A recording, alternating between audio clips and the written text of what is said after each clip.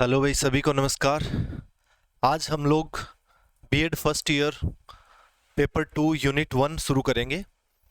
और उसमें जो है, एक तो बीएड फर्स्ट ईयर के पेपर 2 का जो सिलेबस है उसकी यूनिट 1 में दिया हुआ है कि जो एजुकेशन का स्टेटस है वो कौन सी लिस्ट में है कॉन्स्टिट्यूशन के। जैसे कि 3 प्रकार की लिस्ट होती है: यूनियन लिस्ट यानी संघ सूची, स्टेट लिस्ट यानी राज्य सूची, और कंकरेंट लिस्ट यानी समवर्ती सूची। तो इन तीनों में से कौन सी सूची में है, तो कंकरेंट स्टेटस क्या है, ये पहला ही टॉपिक इसमें दिया हुआ है। उसके बाद जो है, मार्जिनलाइज सेक्शन के लिए एजुकेशन के बारे में क्या लिखा हुआ है संविधान में। देन जो है फंडामेंटल राइट्स, डीपीएसपीज, इन चीज़ों में स्टेट्स का क्या दायित्व बनता है, ये सारी चीज़ों के बारे में संविधान में जो चीज़ें लिखी हुई है उनके बारे में आज हम लोग बात करेंगे। सबसे पहले अगर हम लोग बात करें कि बीएड फर्स्ट ईयर पेपर 2 और यूनिट है आपका ये 1, फर्स्ट यूनिट है, राइट। फर्स्ट यूनिट के अंदर 3 प्रकार की अगर हम लोग बात करें सूचियां हैं संविधान के अंदर, उसमें से जैसे कि एक है संघ सूची यानी यूनियन लिस्ट, हम जिसको कह सकते हैं यूनियन लिस्ट, यूनियन लिस्ट यानी संघ सूची। फिर है स्टेट लिस्ट यानी राज्य सूची, और फिर है आपकी कनकरेंट लिस्ट यानी समवर्ती सूची। कनकरेंट लिस्ट यानी समवर्ती सूची, समवर्ती, ये राज्य सूची है और ये आपकी संघ सूची है। संघ सूची में वो विषय होते हैं जिन पर कानून बनाने का अधिकार केंद्र सरकार को होता है, यानी पार्लियामेंट जो है वो कोई भी संसद जो है कानून बनाएगी संघ सूची में जितने भी विषय होंगे। जैसे कि अगर बात करें हम लोग संघ सूची में वर्तमान में 100 विषय है जिन पर केंद्र सरकार कानून बनाती है। इनिशियली जो है उसके अंदर केवल 97 ही थे, बट वर्तमान के अंदर जो है 100 विषय ऐसे हैं जिन पर केंद्र सरकार कानून बनाती है। उसी प्रकार राज्य सूची की अगर बात करें तो इसमें वर्तमान में 61 सब्जेक्ट्स है, 61 विषय ऐसे हैं जिन पर कानून कौन बनाएगा, राज्य सरकारें बनाएगी। इसमें पहले जो है 66 हुआ करते थे, 66 हुआ करते थे, बट वर्तमान में जो है कितने हैं, 61 है। और उसी प्रकार जो कंकरेंट लिस्ट या समवर्ती सूची की बात करें तो समवर्ती सूची क्या होती है, जिस पर दोनों मिलकर कानून बना सके, यानी केंद्र भी और राज्य दोनों मिलकर कानून बनाते हैं, उस चीज को हम लोग बोलते हैं समवर्ती सूची। इसके अंदर वर्तमान में अगर विषयों की बात करें तो 52 है। इनिशियली इसके अंदर 47 सब्जेक्ट्स होते थे, 47 विषय थे जिन पर दोनों मिलकर कानून बना सकते थे। तो 42वां संविधान संशोधन 1976 जब किया गया तो कुछ एक विषय जो है राज्य सूची से समवर्ती सूची में डाल दिए गए, और इन विषयों में से एक विषय शिक्षा भी था। शिक्षा के अलावा और भी विषय थे, बट हमारा महत्वपूर्ण जो है यहाँ पर एजुकेशन ही है। तो शिक्षा जो है पहले आपका राज्य सूची का विषय हुआ करता था और अब इसको डाल दिया गया समवर्ती सूची के अंदर, जिसमें फॉरेस्ट, वन्य जीव, इसके अलावा मेजरमेंट जो है आपका माप तोल, इन सब के साथ साथ जो है शिक्षा को भी समवर्ती सूची में लाया गया। 5 विषयों को जो है यहां से निकालकर समवर्ती सूची में डाल दिया गया था 42वें संविधान संशोधन। उसके बाद से जो है 42वें संविधान संशोधन 1976 के बाद से ही शिक्षा विषय पर दोनों मिलकर काम करते हैं, यानी संघ और राज्य, केंद्र सरकार और राज्य सरकार दोनों मिलकर कानून बनाएगी, क्योंकि अब ये समवर्ती सूची का विषय है। तो शिक्षा, पहली बात तो यही हमें कंफर्म होना चाहिए कि समवर्ती सूची का मतलब क्या है, यानी जो दोनों मिलकर कानून बनाते हैं वो सूची जो है समवर्ती सूची, उसमें जितने भी विषय होंगे उसमें केंद्र और राज्य एक साथ काम करेंगे। दूसरा जो है, शिक्षा आपका कौन सी सूची का विषय है, तो समवर्ती सूची का विषय है। ये बात आपको एकदम क्लियर होनी चाहिए। उसके बाद अगर हम लोग बात करें इन सूचियों के अलावा कि संविधान में शिक्षा के बारे में क्या बातें की गई है, तो सबसे पहले हमें फंडामेंटल राइट्स यानी मौलिक अधिकारों में जो है हमें शिक्षा के बारे में कहाँ कहाँ उल्लेख मिलता है, क्या क्या अधिकार हैं हमारे, उनके बारे में बात करेंगे। जैसे कि आर्टिकल 14 है, 15 है, यानी आर्टिकल 14, 15, 16 हो गया, 21A हो गया, इन सब में जो है शिक्षा के बारे में बात की गई है। लेकिन आप लोग जो जिस फील्ड से आप लोग बिलोंग कर रहे हैं तो उसके अंदर जो है मौलिक अधिकारों का आपको एटलीस्ट पता होना ही चाहिए। तो हम लोग यहाँ पर जो है सभी मौलिक अधिकारों के बारे में चर्चा करेंगे। जितने भी हमारे आर्टिकल 12 से लेकर 35 तक जो मौलिक अधिकार है हमारे संविधान में, उनके बारे में हम लोग बात करेंगे। तो उनके बारे में आप लोगों को अच्छे से आइडिया होना ही चाहिए। इसमें से जो इंपॉर्टेंट है आपके सब्जेक्ट पॉइंट ऑफ व्यू से, उनको भी एम्फेसाइज करेंगे, उन पर थोड़ा सा हम लोग जोर ज्यादा डालेंगे कि क्वेश्चन कैसा और कहाँ से क्या बन सकता है, राइट। तो आप जब आंसर लिखेंगे तो उसके अंदर आपको बहुत ही हेल्प मिलेगी इस चीज से, जब आपको सभी मौलिक अधिकारों के बारे में पता होगा, राइट। सो बात करते हैं हम लोग फंडामेंटल राइट्स, मौलिक अधिकार। तो मौलिक अधिकार जो है बहुत ही खूबसूरत चीज हमारे संविधान में जो नागरिकों को प्राप्त है वो है फंडामेंटल राइट्स। इसके लिए जो है संविधान में आपका पार्ट 3 भाग 3 जो है भारतीय संविधान का वो बात करता है मौलिक अधिकारों के बारे में, पार्ट 3। ठीक है, इसके अंदर जो है आर्टिकल आपके अनुच्छेद अगर हम लोग बात करें तो 12 से लेकर 35 तक जो है आर्टिकल है आपके, अनुच्छेद 12 से 35 तक। ठीक है, जिसमें मौलिक अधिकारों के बारे में बात की गई है। हालांकि मौलिक अधिकार हमारे पास वर्तमान में 6 है, 6 मौलिक अधिकार अवेलेबल है। पहले 7 हुआ करते थे, क्योंकि राइट टू प्रॉपर्टी यानी संपत्ति का अधिकार जो हुआ करता था वो भी एक मौलिक अधिकार हुआ करता था, जिसको अभी वर्तमान में नहीं है, निकाल दिया गया था, यहाँ से बाहर निकाल के एक संवैधानिक अधिकार बना दिया, उसके बारे में बात कर लेंगे। तो 12 से 35 तक जो है बेसिकली आपके मौलिक अधिकार है। मौलिक अधिकार क्यों जरूरी है किसी व्यक्ति के लिए? सभी को नमस्कार, वेरी गुड आफ्टरनून।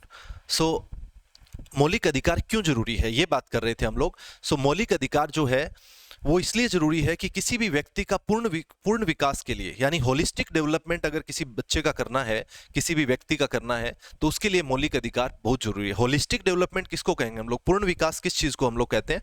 तो पूर्ण विकास की जब हम लोग बात करते हैं तो उसमें उसका मेंटल, फिजिकल, फिलोसफिकल हर तरह का डेवलपमेंट जो होता है, तब एक व्यक्ति जो है निखर के आता है।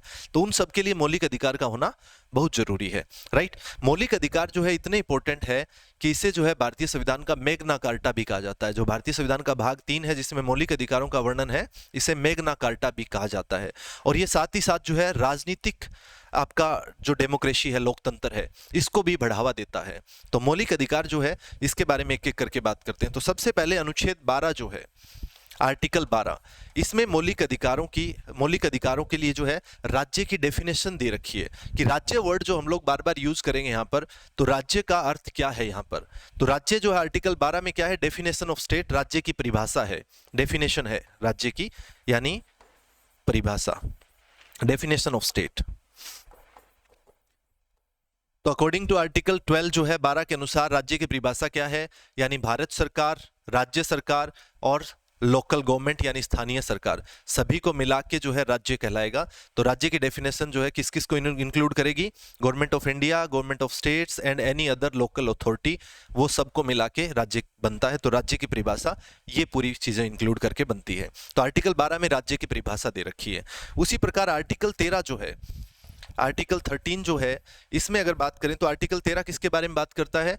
आर्टिकल 13 बात करता है कि अगर संसद कोई भी ऐसा कानून बनाती है जिससे आपके मौलिक अधिकारों का हनन होता है, यानी वायलेशन होता है, तो ऐसी स्थिति में कोर्ट यानी जो न्यायालय है वो उस कानून को रद्द कर सकता है, यानी नल और वॉइड करार दे सकता है।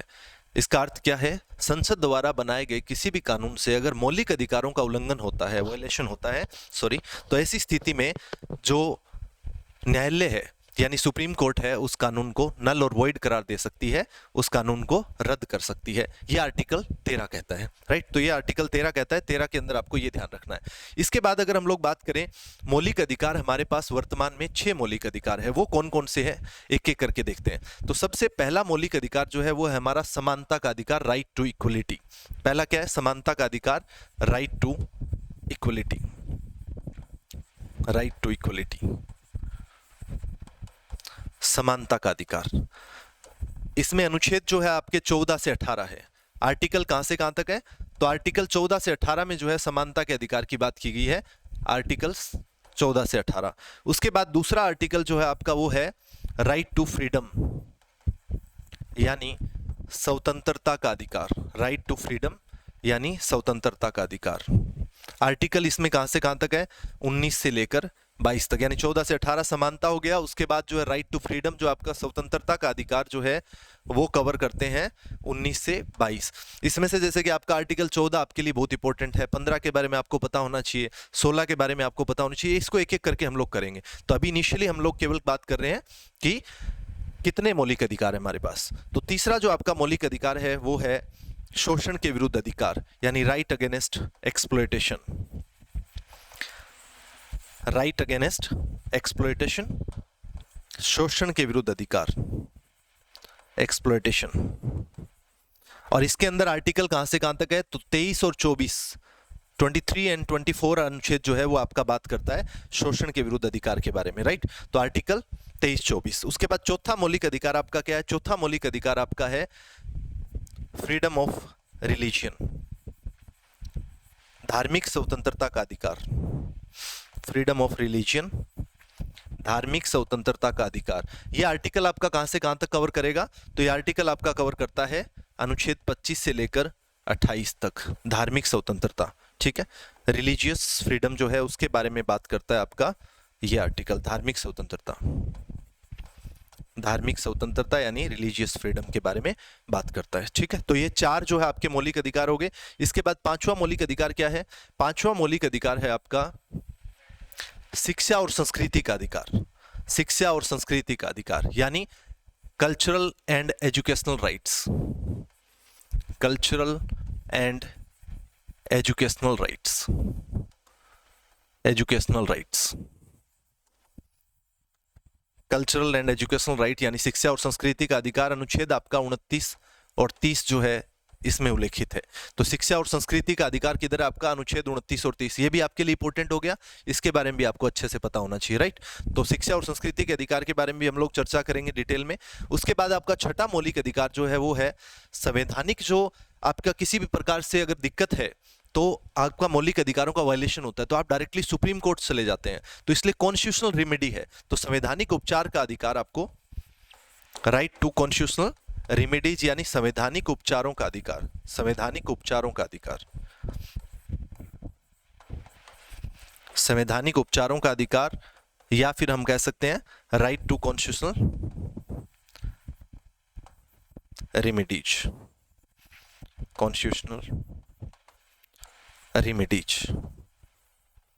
आपके मौलिक अधिकारों का उल्लंघन होता है तो आप डायरेक्टली जो है सुप्रीम कोर्ट चले जाते हैं आर्टिकल 32 के तहत। इसमें लिखा हुआ है छठे मौलिक अधिकार में ये बात, ठीक है। ये आपके 6 मौलिक अधिकार है।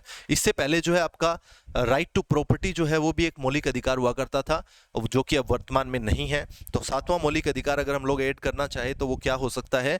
Right to property. Right to property जो है संपत्ति का अधिकार जो था वो हुआ करता था अनुच्छेद 31 में, आर्टिकल 31 में, आर्टिकल 31 में। और ये वर्तमान में अब यहाँ पर नहीं है, इसको यहाँ से निकाल दिया गया। तो कब निकाला गया था इसको? 44वां संविधान संशोधन किया 1978 में, और इसको मौलिक अधिकार की सूची से बाहर निकालकर और अनुच्छेद 300A, आर्टिकल जो है 300A में डालकर केवल और केवल एक संवैधानिक अधिकार बना दिया गया, लीगल राइट बना दिया गया, या फिर हम कह सकते हैं विधिक अधिकार बना दिया गया, राइट। अब ये मौलिक अधिकार नहीं बचा है, बट संविधान में अभी भी है। तो संवैधानिक अधिकार शिक्षा का, सॉरी, राइट टू प्रॉपर्टी, संपत्ति का अधिकार जो है वो शिक्षा का अधिकार आज जो आज भी जो है एक संवैधानिक अधिकार आज भी है, लीगल राइट आज भी है, but no more a fundamental right, मौलिक अधिकार अब नहीं है वर्तमान में। तो ये आपको ध्यान रखना है, ये मौलिक अधिकार आपके, ठीक है। तो देख लिए होंगे आपने कौन कौन सा है। सबसे पहला आपका है समानता का अधिकार, फिर आपका स्वतंत्रता का अधिकार, फिर आपका धार्मिक स्वतंत्रता का अधिकार, और उसके बाद आपका है शिक्षा और संस्कृति का अधिकार, उसके बाद है संवैधानिक उपचारों का अधिकार, राइट। अब इनको एक एक करके हम लोग बात कर लेते हैं। तो एक एक करके बात करते हैं। सबसे पहले है समानता का अधिकार, इसमें आर्टिकल 14, आर्टिकल 14 जो है आपका समानता के अधिकार में सबसे पहला आर्टिकल 14 है। आर्टिकल 14 क्या बात करता है? आर्टिकल 14 बोलता है कि सभी जो है विधि के समक्ष समान है, यानी इक्वलिटी बिफोर लॉ। तो विधि के समक्ष समानता की बात करता है आर्टिकल 14। क्या बात करता है? इक्वलिटी बिफोर लॉ, यानी विधि के समक्ष समानता।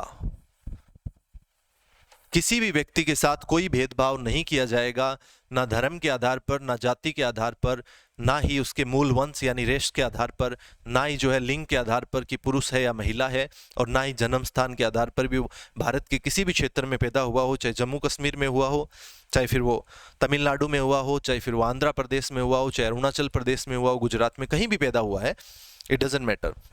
तो जन्म जो स्थान है उसके आधार पर कोई भेदभाव नहीं किया जाएगा, सभी को समान ट्रीट किया जाएगा, ना कोई अमीर ना कोई गरीब। विधि के समक्ष समानता का ये मतलब है। लेकिन विधि के समक्ष समानता का थोड़ा सा एक नेगेटिव इफेक्ट है, इसमें दिक्कत आती है। इसीलिए यहाँ पर एक बात और लिखी है हम लोगों ने, इक्वल प्रोटेक्शन ऑफ लॉ, यानी विधि के समक्ष समान संरक्षण। ऐसा क्यों लिखना पड़ा हमें? ये कॉन्सेप्ट जो है ये ब्रिटेन से लिया हुआ हम लोगों ने, विधि के समक्ष समानता का। फिर हम लोगों ने एक यूएसए का कॉन्सेप्ट लिया, उसमें क्या है, equal protection of law, equal protection of law, equal protection of law, यानी विधि के समक्ष समान संरक्षण, विधि के समक्ष समान संरक्षण। इस ये क्या कहता है, ये कहता है कि इक्वल्स को तो इक्वल ट्रीट करो और अनइक्वल को इक्वल ट्रीट करो। क्यों करो ऐसा, क्यों बोला गया? क्योंकि विधि के समक्ष समानता जो पहले वाली बात थी, ये कहता था कि चाहे कोई कैसी भी परिस्थिति में है, कानून सबके लिए एक है और सबको बराबर ट्रीट करना है, जो कि गलत हुआ। कैसे? सपोज करो कुछ एक लोग ऐसे हैं जिनकी परिस्थिति इतनी खराब है, और इसका हम लोग और तरह से एग्जाम्पल भी ले सकते हैं। जैसे कि अगर बात करें कि कुछ एक लोग फिजिकली हैंडीकैप्ड है, और फिजिकली हैंडीकैप्ड लोग हैं, और कुछ एक लोग जो है एकदम नॉर्मल सिचुएशन में है, एकदम मतलब फिट एंड फाइन है। तो अगर उन दोनों को हम लोग एक क्राइटेरिया में रखें और उन दोनों को ही बोलें कि आप दोनों को 5 मिनट में 1-1 किलोमीटर दौड़ के आना है, अब जो फिजिकली फिट है एकदम, उनके लिए तो एकदम सही है, कोई दिक्कत नहीं है, 5 मिनट में 1 किलोमीटर दौड़ के आ जाएंगे। लेकिन जो लोग जो है फिजिकली हैंडीकैप्ड है, क्या उनके लिए सही है? ये बात नहीं है। तो उनके लिए अलग होना चाहिए। इसका मतलब ये है, इसलिए हम लोगों ने इक्वल प्रोटेक्शन ऑफ लॉ लाया, जो कि ये बात कहता है कि जो इक्वल है उनको इक्वल ट्रीट करो, यानी जो ठीक थे उनके लिए 5 मिनट वाला रूल सही है, और जो फिजिकली हैंडीकैप्ड थे उनके लिए ये रूल ठीक नहीं है, उनके लिए एक अलग से बनाओ कि उनको 20 मिनट में या 1 घंटे में 2 घंटे में जितना भी, एक अलग से उनके लिए बनाना चाहिए। तो इक्वल्स को इक्वल यानी समान है उनके लिए समान, और जो असमान है उनके लिए अलग से समान रूल बनना चाहिए। तो ये बात करता है आर्टिकल 14। आर्टिकल 14 क्या बोलता है? विधि के समक्ष समानता, यानी सभी को कानून की नज़रों में एक तरह से ट्रीट करना है, किसी के साथ कोई भेदभाव नहीं होना चाहिए, ना धर्म के आधार पर, ना जाति के आधार पर, ना ही जो है किसी भी जन्म स्थान के आधार पर, ना ही मूल वंश के आधार पर, ना ही लिंग के आधार पर। तो ये आपका आर्टिकल 14। आई थिंक ये बात आपको समझ में आ गई। 1914 में क्या लिखा हुआ है, ये आपके लिए बहुत इंपॉर्टेंट है कि हमें शिक्षा जो है वो समान रूप से देनी चाहिए, किसी के साथ कोई भेदभाव ना करते हुए। ये बात हमारा कॉन्स्टिट्यूशन यहाँ पर कहता है। इस चीज़ को आप एग्जाम के अंदर यूज करेंगे कि आर्टिकल 40 के अनुसार जो है विधि के समक्ष समानता है और सबको बराबरी का अधिकार है हर चीज़ में। ठीक है। इसके बाद अगर हम लोग बात करें आर्टिकल 15, अनुच्छेद 15। अनुच्छेद 15 क्या बात करता है, आर्टिकल 15 क्या बात करता है, इसको देखिएगा। आर्टिकल 15 जो है ये बात करता है वही सेम कि धर्म के आधार पर, यानी रिलीजियन, जाति यानी कास्ट, रेस, रेस क्या होता है? रेशिज्म, काला गोरा, तो मूल वंश बोलते हैं इसको, मूल वंश, धर्म, जाति, मूल वंश, इसके अलावा सेक्स यानी लिंग, मेल है कि फीमेल है, इसके अलावा प्लेस ऑफ बर्थ यानी जन्म स्थान। इसके आधार पर हम भेदभाव नहीं करेंगे, इसके आधार पर हम लोग भेदभाव नहीं करेंगे, ये बात करता है आर्टिकल 15। धर्म, जाति, मूल वंश, लिंग और जन्म स्थान के आधार पर हम लोग भेदभाव नहीं करेंगे। लेकिन आर्टिकल 15 और भी कुछ कहता है।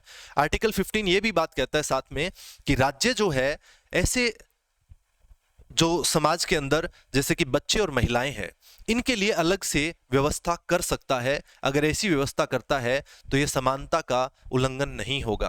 यानी बच्चों और महिलाओं के लिए शिक्षा में अगर बेहतर कुछ करता है, उनको रिजर्वेशन देता है या उनके लिए अलग से प्रावधान करता है, तो इसको जो है उल्लंघन नहीं माना जाएगा। ये बात कहता है आपका अनुच्छेद 15।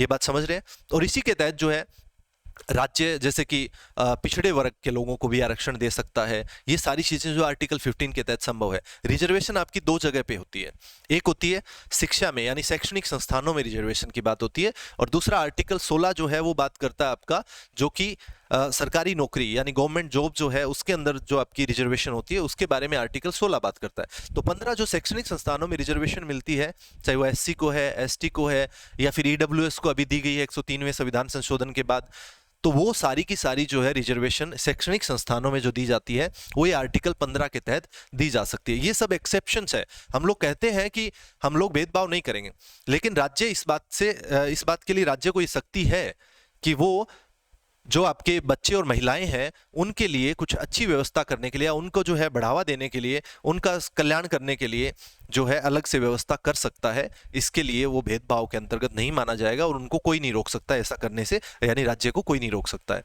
उसी प्रकार SC ST और जो है उनको आरक्षण देता है अगर शैक्षणिक संस्थानों में, तो वो भी आर्टिकल 15 के तहत संभव है। जैसे कि अगर हम लोग बात करते हैं कि रिजर्वेशन जो है आपकी 15% जो है आपके एससी के लिए, 7.5% जो है एसटी के लिए, ये सब जो है आर्टिकल 15 के तहत शैक्षणिक संस्थानों में दी गई है, राइट।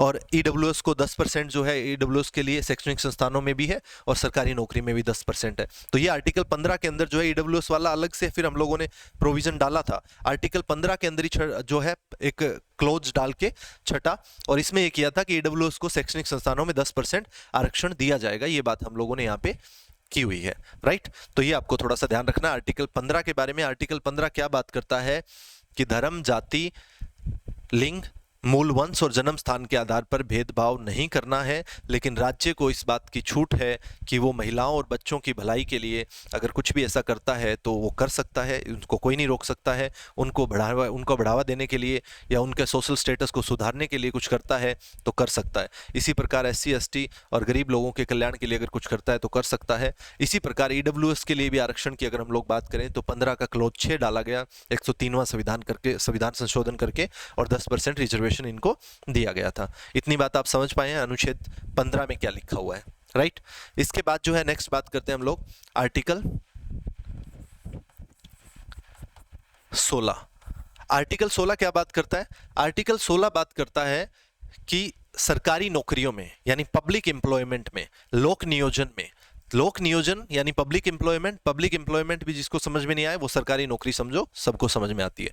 तो पब्लिक एम्प्लॉयमेंट के विषय में जो है, लोक नियोजन के विषय में राज्य धर्म, जाति, मूल वंश, लिंग और जन्म स्थान के आधार पर कोई भेदभाव नहीं करेगा। ये बात करता है आर्टिकल 16। किस किस में? वही जो आर्टिकल 15 में लिखा हुआ था, सेम बात है। रिलीजियन के बेस पे यानी धर्म के आधार पर, इसके अलावा कास्ट जाति के आधार पर, इसके अलावा रेस यानी मूल वंश के आधार पर, इसके अलावा जो है आपका लिंग के आधार पर, इसके अलावा जो है प्लेस ऑफ बर्थ, इन आधारों पर जो है वो भेदभाव नहीं करेगा। यहाँ पर भाषा नहीं लिखा हुआ, ये बात भी ध्यान रखनी है। यहाँ पे लिखा हुआ है धर्म, जाति, मूल वंश, लिंग और जन्म स्थान के आधार पर राज्य जो है वो किसी भी प्रकार का भेदभाव नहीं करेगा। कहाँ पे नहीं करेगा? लोक नियोजन के विषय में, यानी in the matter of public employment, लोक नियोजन के विषय में भेदभाव नहीं करेगा राज्य। ये बात करता है लोक नियोजन यानी सरकारी नौकरियों में। तो यहां पर भी एक्सेप्शन, देखो मौलिक अधिकार जो है फुल ऑफ एक्सेप्शंस है, एक्सेप्शंस बहुत है, अपवाद बहुत है इसके अंदर। अपवाद जैसे कि आर्टिकल 15 में बोला ना हमने कि अपवाद इसके अंदर ये भी है, बच्चों और महिलाओं के लिए किया जा सकता है, एससी एसटी के लिए शैक्षणिक संस्थानों में जो है वो अलग से प्रावधान किया जा सकता है, ईडब्ल्यूएस के लिए भी, ये सब अपवाद है। इक्वलिटी फिर कहाँ रही? बट किया जा सकता है, उनके भलाई के लिए ये चीजें पॉसिबल है। उसी प्रकार अनुच्छेद 16 के अंदर भी अपवाद यही है कि हाँ, लोक नियोजन के विषय में इन आधारों पर आप भेदभाव नहीं करेंगे, लेकिन कमजोर वर्गों को, जो कि शैक्षणिक रूप से और आर्थिक या सामाजिक रूप से पिछड़े वर्ग है, यानी सोशली बैकवर्ड लोग हैं, जो हजारों वर्षों से जो है पिसे हुए लोग हैं, उनको हम लोग सोशली बैकवर्ड कहते हैं। जैसे कि वर्ना सिस्टम था पहले, तो वर्ना सिस्टम में क्या था कि 4 वर्गों में बंटा हुआ था। ब्राह्मण लोग जो है इन्हीं का शिक्षा पर अधिकार रहा था, लगभग 3000 सालों तक जो है शिक्षा पर अधिकार ब्राह्मण वर्ग का ही रहा था। और उन्होंने निचले वर्गों को जो है, उसमें भी सबसे नीचे की तरफ जो शूद्र लोग होते थे, उनको तो शिक्षा में बिल्कुल भी अधिकार नहीं था, और ना ही कोई ऐसा काम नहीं कर सकते थे अपनी चॉइस का। जो काम उन पुराने टाइम से करते आ रहे थे, उनके बच्चे भी यही करते जाएं, फिर उनके बच्चे भी यही करते जाएं, तो ऐसे करके एक सोशल जो है तरीका चल रहा था, जो कि उनको और ज्यादा दबाता जा रहा था। तो हमारे संविधान में ये चीजें इसलिए की गई कि जो सामाजिक रूप से पिछड़े हुए लोग हैं और शैक्षणिक रूप से पिछड़े हुए लोग हैं, उनकी भलाई के लिए हमें कुछ ना कुछ करना चाहिए। तो इसीलिए लोक नियोजन के विषय में इन आधार पर भेदभाव तो नहीं है, लेकिन आरक्षण दिया गया था। और कब दिया गया था सर? आर्थिक रूप से पिछड़े वर्ग को सबसे पहले किस सरकार के द्वारा? देखो, आरक्षण जो है, एक चीज ध्यान रखना है, आरक्षण जो है आपका सामाजिक रूप से पिछड़े वर्ग को मिलता है। आर्थिक रूप से पिछड़े वर्ग को आरक्षण का कोई बात था ही नहीं कभी से ही। और इसीलिए सुप्रीम कोर्ट ने इंदिरा साहनी केस आया था एक, उसमें स्पेशली बोला भी था कि आरक्षण जो है वो 50% से ज्यादा नहीं होना चाहिए। एक तो लिमिट जो है 50% की है, और दूसरा जो आरक्षण सामाजिक रूप से पिछड़े वर्गों को दिया जाता है, आर्थिक रूप से पिछड़े वर्गों को नहीं दिया जा सकता।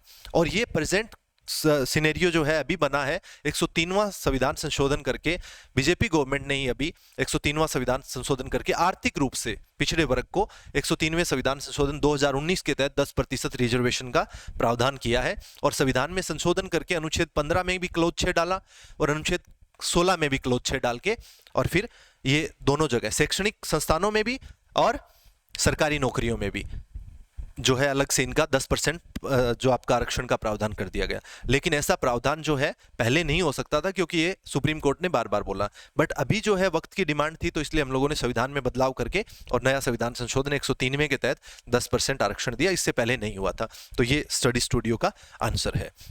ठीक है, तो आर्टिकल 16 में हम लोगों ने बात की, ये आपको ध्यान रखना है। इसमें कौन सा क्लोज जोड़ा गया ईडब्ल्यूएस के लिए, क्योंकि ये नया क्लोज है, इसको आप लोग थोड़ा सा ध्यान रखें। तो आर्टिकल 16 में भी क्लोज 6 जोड़ के हम लोगों ने यहाँ पर ईडब्ल्यूएस को 10% जो है आरक्षण दिया गया है। और संविधान संशोधन आपको पता ही है कौन सा है, 103वां संविधान संशोधन जो है करके ये काम किया गया है। 103वां संविधान संशोधन 2019। अभी तक संविधान में टोटल 105 संशोधन हो चुके हैं, और 103वां जो है वो आर्थिक रूप से पिछड़े वर्गों के लिए, यानी इकोनॉमिकली वीकर सेक्शन, ये वो सवर्ण जाति के लोग हैं जो कि किसी भी कैटेगरी में नहीं आते हैं, उनके लिए ईडब्ल्यूएस का जो है पैमाना बनाया गया एक तरह से कि उनको शामिल उसमें कर लेंगे हम लोग। तो इसलिए ईडब्ल्यूएस जो है सवर्ण जाति के लोग जो है वो ईडब्ल्यूएस में, यानी जनरल कैटेगरी के जो लोग हैं वो ईडब्ल्यूएस में शामिल होंगे। और उसमें जो है कुछ एक क्राइटेरिया दे दिया गया गवर्नमेंट के द्वारा कि इतना से ज़्यादा इनकम नहीं होना चाहिए, जैसे कि 8 लाख की इनकम कैप रखी गई कि 8 लाख से ज़्यादा इनकम नहीं होनी चाहिए, उन लोगों को हम लोग इसमें ऐड करेंगे। राइट, तो इस तरह से करके तो आर्टिकल 14, 15, 16 आपका एकदम काम का है, बहुत ज़्यादा ध्यान रखना है। 14, 15, 16 क्या बात कर रहे हैं, और अलग अलग से इन तीनों को सेपरेटली आपको अच्छे से ध्यान रखना है। राइट, इसके बाद करते हैं हम लोग बात आर्टिकल 16। देखो 14 से 18 पांचों के पांचों अनुच्छेद जो है वो बात करते हैं समानता के बारे में, इक्वलिटी के बारे में बात कर रहे हैं। तो सब में देख रहे होंगे आप लोग इक्वलिटी की बात है, 14 में भी इक्वलिटी, 15 में भी इक्वलिटी, 16 में भी, सब में समानता की बात की गई है। एक्सेप्शंस है वो अलग बात है। उसके बाद आपका आर्टिकल 17, अनुच्छेद 17 क्या बात करता है? आर्टिकल 17 बोलता है abolition of untouchability. Abolition of untouchability माने अस्पृश्यता का अंत, abolition of untouchability। अस्पृश्यता का अंत या छुआछूत का अंत, अस्पृश्यता का अंत या छुआछूत का अंत। इसको अस्पृश्यता भी लिखा मिल सकता है आपको और छुआछूत भी मिल सकता है, दोनों एक ही बात है।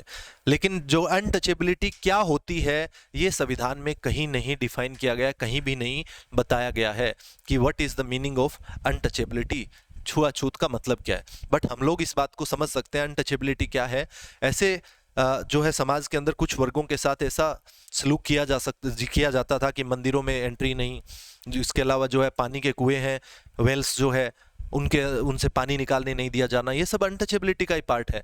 महिलाओं को कई बार जो है मंदिरों में एंट्री ना, जैसे सबरीमाला केस देखा होगा आप लोगों ने, तो उसमें कुछ एक बायोलॉजिकल कारणों के कारण जो है महिलाओं को एंट्री नहीं दी जाती थी मंदिर के अंदर।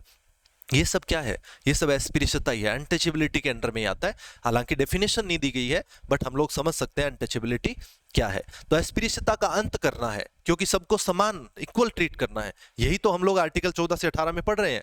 तो ये मौलिक अधिकार जो है अनुच्छेद 17 क्या बोलता है कि अस्पृश्यता का अंत करना है। और अगर नहीं हो रहा है तो राज्य जो है इसके लिए, स्टेट जो है इसके लिए कोई भी कानून बना सकता है और उसके तहत जो है दंड का प्रावधान कर सकता है, अगर फिर भी कोई भी व्यक्ति अस्पृश्यता को प्रैक्टिस करता है या अनटचेबिलिटी को सही बताता है।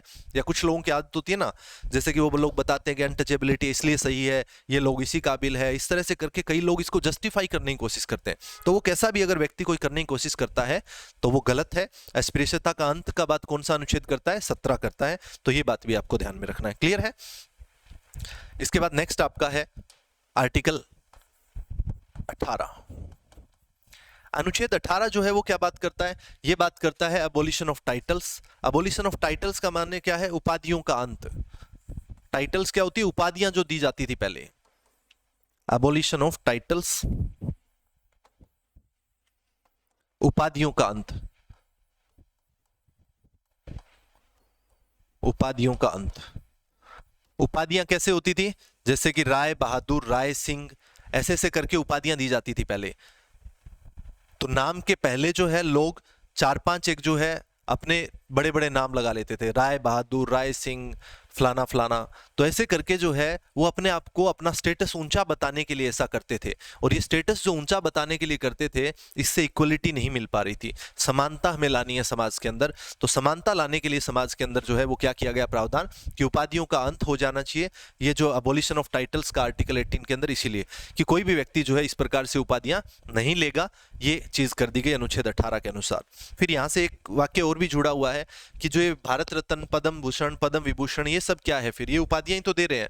तो इसके लिए जो है बताया गया कोर्ट के द्वारा ही कि ये जो है उपाधियां नहीं है, ये टोकन ऑफ रिस्पेक्ट है। किसी व्यक्ति ने अच्छा काम किया है तो उसको थोड़ी इज्जत के रूप में ये चीज दी जा रही है, इससे ज्यादा ये कुछ नहीं है। और ना इसका आप जो है प्रेफिक्स और सफिक्स के रूप में यूज कर, यानी नाम के पहले, आगे और नाम के जो है बाद में आप इस्तेमाल नहीं कर सकते हो इन चीजों का। तो ये बात जो है करता है आर्टिकल 18 की उपाधियों का अंत करना है। इसके अलावा कोई भी व्यक्ति अगर किसी दूसरे देश से उपाधि लेता है तो राष्ट्रपति से जो है इस चीज की अनुमति के बिना नहीं ले सकता है। तो ये चीजें भी आर्टिकल 18, लेकिन आपको सीधा सीधा याद करना है कि उपाधियों का अंत की बात करता है आर्टिकल 18। लेकिन इसके अंदर दो एक्सेप्शन है, एक तो सेना और एक शिक्षा। यानी सेना और शिक्षा को छोड़कर हम लोग कह सकते हैं कि एजुकेशन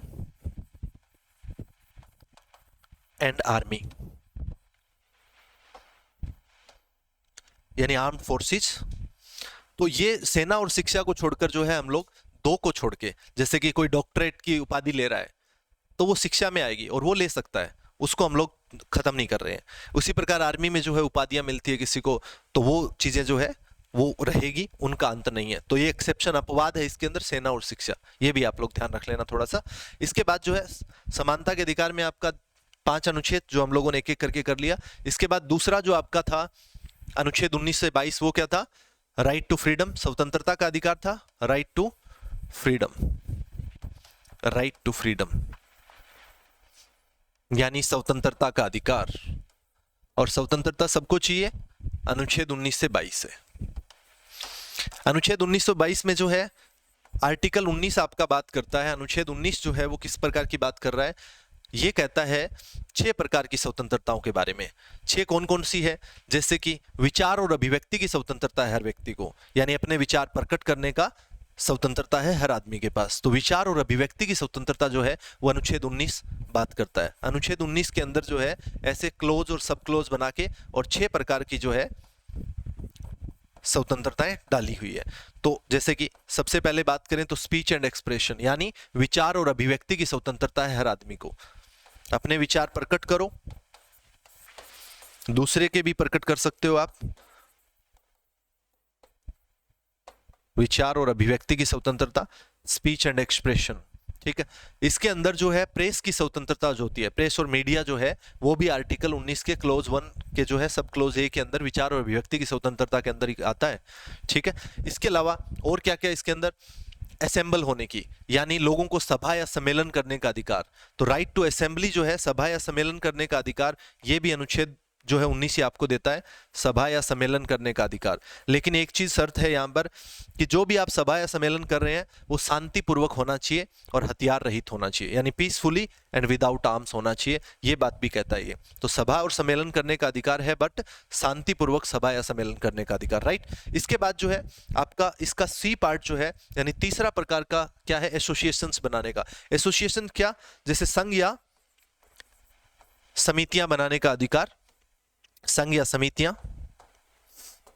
संघ या समितियां बनाने का अधिकार, यानी यूनियंस वगैरह बनाने का अधिकार, जैसे कि ट्रेड यूनियंस है। इसके अलावा पॉलिटिकल पार्टीज है, सहकारी समितियां हैं, ये सब बनाने का अधिकार जो है आपको ये देता है संघ या समितियां बनाने का अधिकार। ये आर्टिकल जो है 19 के तहत ही आपको स्वतंत्रता है। इसके बाद अगर हम लोग बात करें तो आर्टिकल 19 के अंदर अंतर्गत जो है एक प्रकार की और भी हमें शक्ति है, वो क्या है,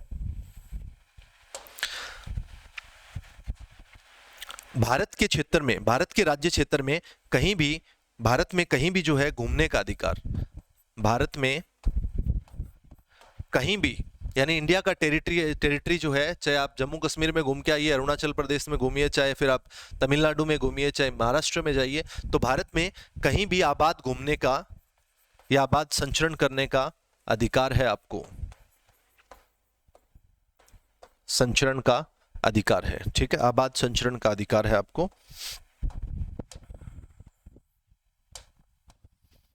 आबाद संचरण का अधिकार है।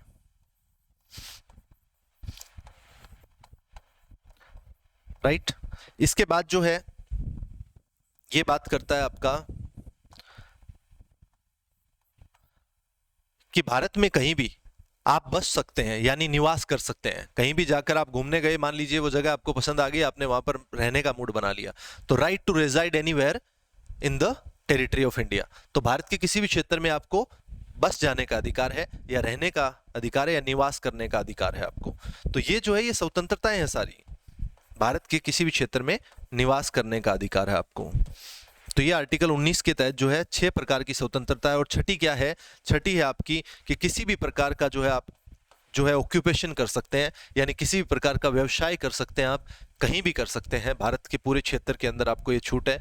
आप हरियाणा में कर सकते हैं, दिल्ली में कर सकते हैं, यूपी में कर सकते हैं, बिहार में कर सकते हैं, महाराष्ट्र में कर सकते हैं। तो कहीं भी जो है व्यवसाय करने का अधिकार है आपको। तो राइट टू ऑक्यूपेशन। तो ये जो है आर्टिकल 19 के तहत जो आपको छूट मिलती है। क्लियर है ये चीज? इसके बाद नेक्स्ट आपका अनुच्छेद 20। इसमें सब में स्वतंत्रता जैसी बात होगी। आर्टिकल 20 क्या बोलता है? अनुच्छेद 20 बोलता है protection in respect of conviction of offences, यानी कुछ मामलों में दो सिद्धि के संबंध में संरक्षण। कुछ मामलों में क्या है? दो सिद्धि के संबंध में संरक्षण। इस चीज को मैं समझाऊंगा क्या होता है ये दो सिद्धि के संदर्भ में संरक्षण जो है। दो सिद्धि के संबंध में संरक्षण दो सिद्धि के संबंध में संरक्षण, यानी protection in respect of conviction for offences. इसके तहत आपको 3 प्रकार की छूट मिलती है। 3 प्रकार का संरक्षण है। कौन कौन सा 3 प्रकार का? सबसे पहले बोलता है कि किसी भी व्यक्ति को एक अपराध के लिए एक ही सजा हो सकती है, यानी एक अपराध किया है तो 2 सजा उसको नहीं मिलेगी, उस अपराध के लिए एक ही सजा मिलेगी। एक अपराध एक सजा, ये बात करता है दो सिद्धि के संबंध में संरक्षण में आर्टिकल 20। दूसरा क्या बात करता है आर्टिकल 20 कि अगर कोई भी व्यक्ति ने जिस वक्त अपराध किया है और उस वक्त जो भी कानून लागू है, यानी उस अपराध की जो भी सजा है उसको वही सजा मिलेगी। ऐसा नहीं है कि आपने बाद में दो दिन बाद, 10 दिन बाद या 1 साल बाद कोई नया कानून बनाया और उसको आप पहले से लागू कर रहे हैं। यानी सपोज करो 2019 के अंदर किसी ने मर्डर किया, उस वक्त मर्डर की सजा 10 वर्ष थी, सपोज कर रहे हैं हम लोग। उसके बाद जो है 2020 में उसको जो है 2019 में किसी ने मर्डर किया, उस वक्त जो है 10 वर्ष की सजा थी। 2020 में कोर्ट ने जो है उसको सुनवाई की उस मामले पर और उसको सजा देने की बात है। अब 2020 में सजा देने से कुछ दिन पहले जो है नया कानून आया और उसमें मर्डर की सजा 20 साल हो गई। तो क्या उस व्यक्ति को 20 वर्ष की सजा मिलेगी? नहीं, उस टाइम पे जो सजा थी वही मिलेगी, यानी 10 वर्ष की ही सजा मिलेगी उस व्यक्ति को। तो ये बात कहता है आपका आर्टिकल 20। इसके अलावा किसी व्यक्ति को अपने ही खिलाफ जो है गवाही देने के लिए बाध्य नहीं किया जा सकता है। अपने खिलाफ गवाही देने के लिए, यानी नो सेल्फ इंक्रिमिनेशन, अपने खिलाफ गवाही देने के लिए बाध्य नहीं कर सकते आप। ये जो नार्को टेस्ट है, ये जो पॉलीग्राफी टेस्ट है, झूठ पकड़ने वाली चीजें जो है, ये सब बैन है। इन सबको बैन किया हुआ है, आप नहीं कर सकते। ये बहुत ज्यादा जघन्य अपराध होता है, हिनस क्राइम होता है। उसी टाइम आप इस्तेमाल कर सकते हैं इन टूल्स का, और वो भी कोर्ट की इजाजत के साथ। तो ये अनुच्छेद 20 के तहत जो है इस प्रकार की स्वतंत्रता आपको मिलती है। उसके बाद अगर हम लोग बात करें आर्टिकल 21, आर्टिकल 21 बड़ा ही काम का है। अनुच्छेद 21 क्या बात करता है? आर्टिकल 21 बोलता है प्राण और दैहिक स्वतंत्रता, यानी right to life and personal liberty, यानी हर आदमी को जीने का अधिकार है, बट प्रतिष्ठा के साथ जीने को, काटना नहीं है जीवन को, प्रतिष्ठा के साथ जीने का अधिकार आर्टिकल 21 आपको देता है। अनुच्छेद 21 में ये बात लिखी हुई है। बट आप लोग ऐसा करते नहीं है, वो अलग बात है। आप लोग सिर्फ काटते हैं, काटना नहीं है, प्रतिष्ठा के साथ जीना है। तो ये आपको राइट टू लाइफ एंड जो आपका पर्सनल लिबर्टी, यानी प्राण और दैहिक स्वतंत्रता का अधिकार है। प्राण और दैहिक स्वतंत्रता, दैहिक स्वतंत्रता, इसके तहत जो है बहुत तरह के जो है अधिकार आपको, बहुत से अधिकार जो है इसके तहत आपको अवेलेबल है। कैसे? जैसे कि अगर बात करें हम लोग प्राण और दैहिक स्वतंत्रता के अंतर्गत, तो आपको अच्छे भोजन का अधिकार भी है, अच्छे एनवायरनमेंट, अच्छे पर्यावरण का अधिकार भी है, अच्छी नींद का अधिकार भी है। इसके अलावा जीने का अधिकार तो है ही है, राइट टू लाइफ है ही है। इसके अलावा विदेश घूमने का अधिकार, देखो भारत में घूमने का अधिकार आपको आर्टिकल 19 दे रहा था, विदेश घूमने का अधिकार आर्टिकल 21 देता है। तो इस प्रकार से मनपसंद के लड़के या लड़की शादी करने का अधिकार आर्टिकल 21 देता है। तो बहुत सारी चीजें जो है आपके काम की आर्टिकल 21 के अंदर है। तो आर्टिकल 21 को आपको बहुत अच्छे से पता होना चाहिए। आर्टिकल 20 और 21 जो है वो दोनों ऐसे अनुच्छेद है जो कि बहुत महत्वपूर्ण है। ये तो आपातकाल के दौरान भी सस्पेंड नहीं होते हैं, हमेशा रहते हैं आपके लिए, ठीक है। तो प्राण और दैहिक स्वतंत्रता का अधिकार आई थिंक आपको समझ में आएगा क्या कहता है कि हर आदमी को जीने का अधिकार है, मरने का अधिकार नहीं है, राइट टू सुसाइड नहीं है, राइट टू लाइफ है, जीने का है। क्लियर है ये चीज। इसके बाद आपका आर्टिकल 22, आर्टिकल 22 क्या बोलता है? आर्टिकल 22 कहता है कि जो गिरफ्तारी है और कैद किया जाता है किसी भी आदमी को, यानी अरेस्ट किया जाता है और डिटेन किया जाता है। अरेस्ट यानी गिरफ्तार करना और डिटेन करना यानी कैद कर लेना, जेल में डाल देना। तो अरेस्ट और डिटेंशन से संबंधित, कैद और गिरफ्तारी के संबंध में कुछ एक संरक्षण मिली हुई है, प्रोटेक्शन मिली हुई है, जो कि अनुच्छेद 22 देता है। तो अनुच्छेद 22 किससे संबंधित बात करता है? Protection in respect of arrest and detention, यानी कैद और गिरफ्तारी के संबंध में संरक्षण।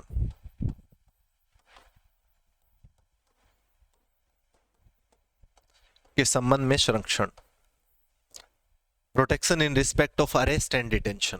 क्या संरक्षण देता है? पहला तो क्या है कि गिरफ्तारी जो आपकी वो दो प्रकार से होती है। एक होती है आपकी पनिटिव और एक होती है प्रिवेंटिव। पनिटिव यानी दंडात्मक और प्रिवेंटिव यानी निवारात्मक। कैसे? किसी आदमी ने अपराध किया, क्लियर है, तो उसको दंडात्मक रूप से हम लोग पकड़ेंगे और जेल में डाल देंगे। दूसरा क्या होता है? प्रिवेंटिव यानी निवारात्मक। इसमें क्या रहता है कि किसी व्यक्ति ने अपराध किया नहीं है बट हमें लग रहा है कि वो अपराध कर सकता है, इसलिए उसको पहले से ही पकड़ लो और जेल में डाल दो। तो ये दो प्रकार से हम लोग जो है करते हैं। तो आपको छूट क्या है यहाँ पर? प्रोटेक्शन क्या है, संरक्षण क्या है?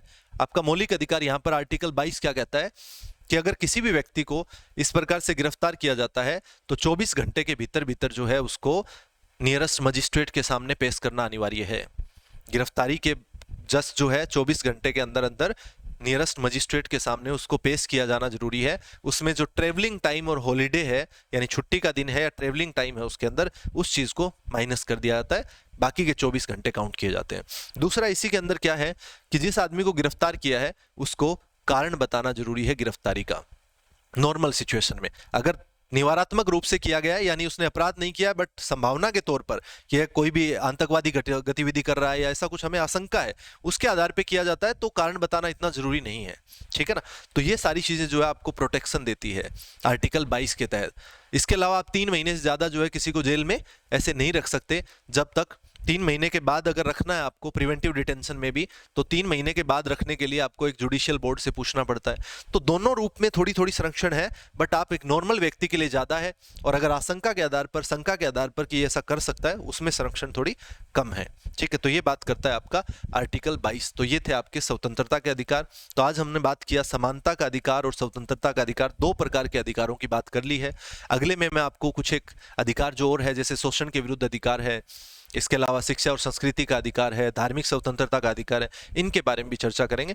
तो हम लोग यहाँ पर बहुत ज्यादा डिटेल में बात नहीं कर रहे हैं, बट इतना बात कर रहे हैं जो कि आपके एग्जाम पॉइंट ऑफ व्यू से इंपॉर्टेंट है, जिनका आप इस्तेमाल कर सकते हो। और आपका जितना नॉलेज होगा तो आपको जिस फील्ड के अंदर आपको काम करना है, यानी आप जो टीचिंग लाइन में आप जा रहे हैं, तो आपको मौलिक अधिकारों के बारे में एटलीस्ट ज्ञान होना बहुत जरूरी है, आपको एक एक बात के बारे में पता होना जरूरी है। इसलिए हम लोग इस चीज के बारे में डिस्कस कर रहे हैं बहुत ही अच्छे से, और इन पॉइंट्स को आप बहुत ही अच्छे से यूज कर सकते हैं आपके आंसर राइटिंग के अंदर, जो कि बहुत ही काम आएगी आपके, ठीक है। तो आज के लिए इतना ही, थैंक यू।